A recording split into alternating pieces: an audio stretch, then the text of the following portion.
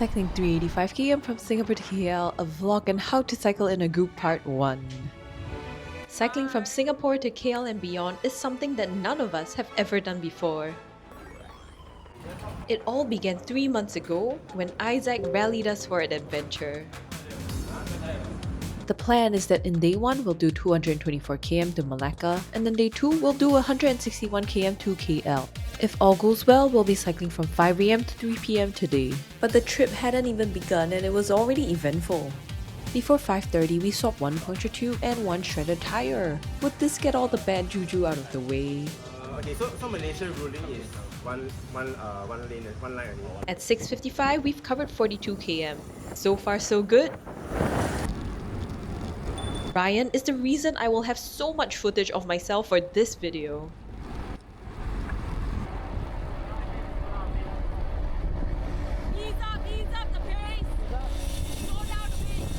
We start as a group of 6 and I'll explain what to look out for when cycling long distances in a group.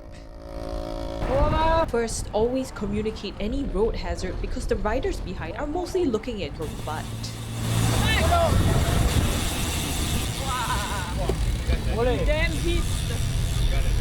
What the hell? He said something Bodo. That driver ran the red light to avoid being stopped with us. We're currently in the motorcycle lane, and this brings me to point 2. Why is it good to cycle in a single file butt to butt? Following rules isn't the main reason, it's actually about getting the best draft so you can be as energy efficient as possible individually and as a group.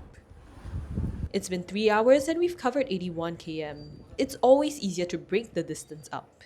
But we don't stop for too long because the muscles will cool down and you never know if the good weather will hold. Around 10 AM, we encounter Samer, and because we picked up Jason too, our group of 6 becomes a group of 8. We soon learn that this is Samer's 675th day of cycling around the world. Today is the longest day. Huh? Today is the longest and toughest day. Yeah. All the other days, short, you can punch through it. A bit more about Samer. Right before cycling from Singapore into Malaysia, he cycled from Melbourne to Darwin, then Bali to Jakarta to Singapore. If you think that's wild, please note he's already covered 55,000 km by bike.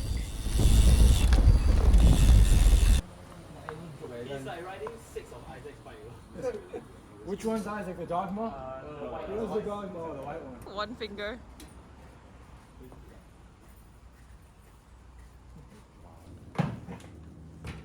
Nice. Make use of that aircon space. 125 km done. Only 100 km to go. Honestly, it's so much easier cycling in a group than cycling alone. Suffering shared is suffering halved. And when you have company, you keep each other going and you keep your mind on your common striving. Next petrol station. Yeah. So the time for petrol station. You got nearer than nearer lah. Okay. 164 out of 224 km done. Here's our journey so far.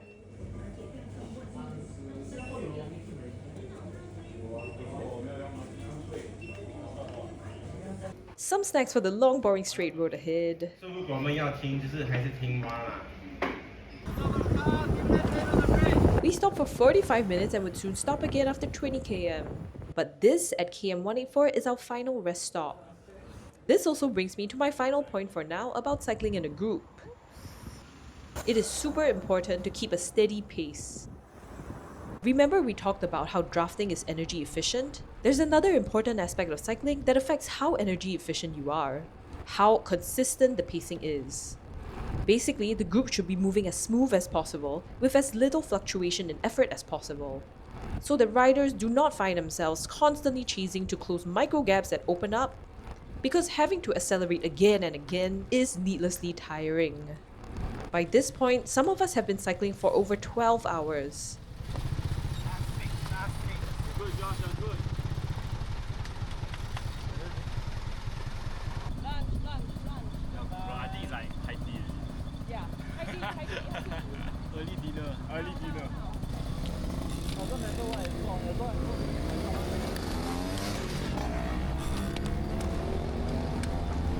The final 5 km is a world apart from the first 5 km.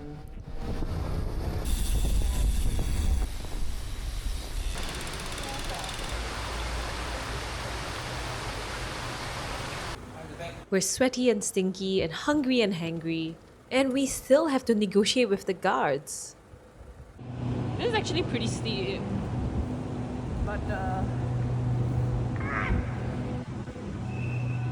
oh my goodness. Basically, they won't let us bring our bikes to our rooms.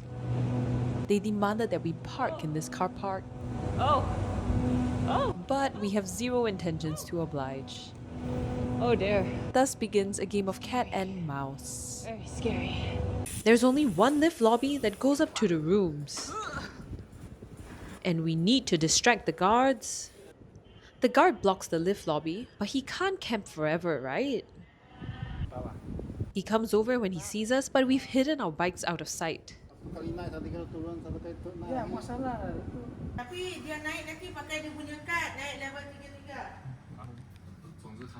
First level 2. Level 2, 1, 2, 3 bicycle. 2. Mine level 3, right? Level 3, 2 bicycle, 3 bicycle. After 30 minutes, we finally managed to brush the guards off. They might have been so persistent, thinking that we'd all give them some kopi money. After burning calories all day, it's time to refuel with some stomach-churning sauce. Isn't it dangerous to eat before cycling?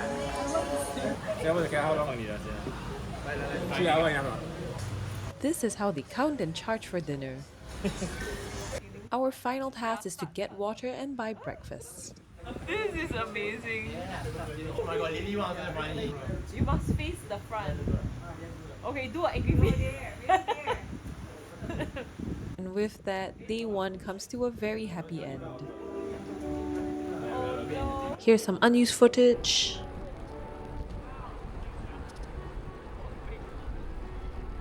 How I drink without taking eyes off the road. Except when actually drinking. I drink, not spray. Eyes on the road. How I eat with the buff on. Step 1, retrieve food from the top tube bag. Step 2, lower buff and feed yourself. I eat various things, but my favorite is Pro Bolt Energy Gummies. Like and subscribe for part 2, cycling from Malacca to KL.